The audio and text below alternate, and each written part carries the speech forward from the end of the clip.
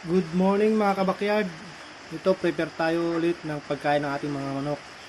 Ito ang Madre de Agua. Mix natin ng probiotic at Artemisa para sa panlaban sa tag-ulan. Ito na siya mga kabakyard. Ang mixture natin. 2 kilong feeds, 1 kilong upa ng mais, at 1 kilong mais. Tara, at magpakain na tayo.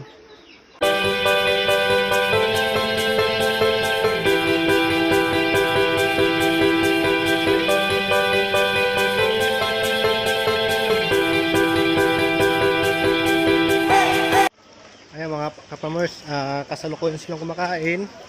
Ito yung ating mga mga 2 months old natin na sisiw. Ito sila.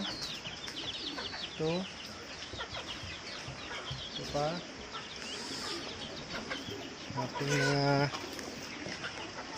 ating mga kalapate. Parami na sila ng parami.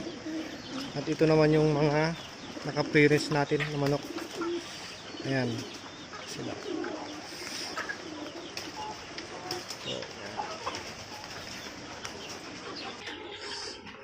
Ito pa yung mga 2 months old na manok natin. Mga sisiw. Ayan sila. Nakuyan sila katapos kumain. At ito naman yung mga naglimlim na natin. Ito. Ayan. Ito.